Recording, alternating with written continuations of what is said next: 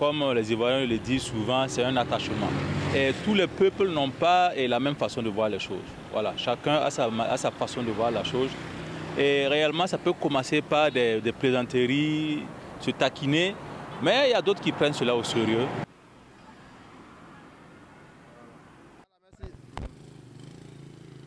Je pense que c'est dû souvent à la méconnaissance de l'histoire entre ces États-là. Parce qu'il y a beaucoup de jeunes qui ne cherchent pas à s'informer, qui ne cherchent pas la vraie information. Voilà, donc je pense que souvent, quand on attend certaines choses, c'est mieux de toujours aller à la source pour vérifier l'information, si ce n'est pas de l'intox ou pas. Voilà, c'est souvent ça le problème. Et aussi, sachons bien qu'il y a certains influenceurs qui font cela pour le buzz, parce qu'il y a des réseaux sociaux qui les payent.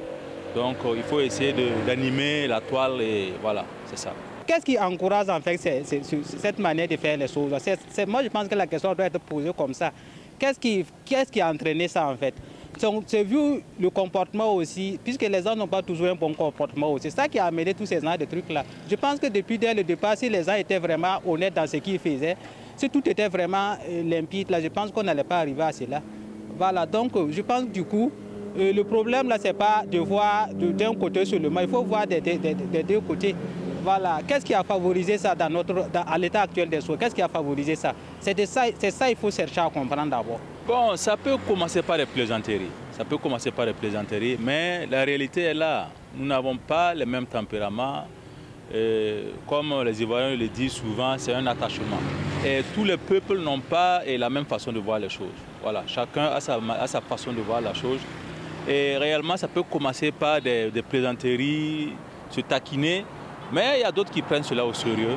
Et aussi, je pense que ça dépend des mots utilisés.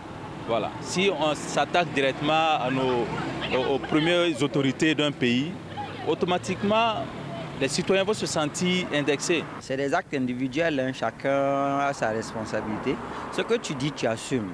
Bon, si tu as insulté quelqu'un sur les réseaux sociaux, bon, quand on va venir t'enfermer, ce n'est pas tout le pays, on va prendre en compte, c'est toi qu'on va prendre en compte. Donc il faut faire attention à tout ce qu'on fait sur les réseaux sociaux parce que c'est des trucs qui ne disparaissent pas en fait.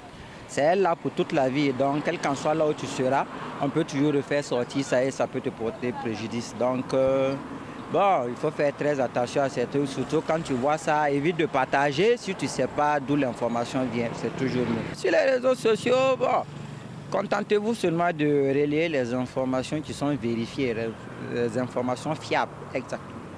Alors il faut se limiter à ça, sinon les plaisanteries, bon, tout le monde ne peut pas prendre les plaisanteries de la même manière, hein. On peut plaisanter alors que quelqu'un va prendre ça au sérieux. Donc, quand c'est une information qui est claire, fiable, on peut partager sans souci, il n'y a pas de problème. La limite, je pense que c'est la limite du raisonnable. Voilà, la limite du raisonnable,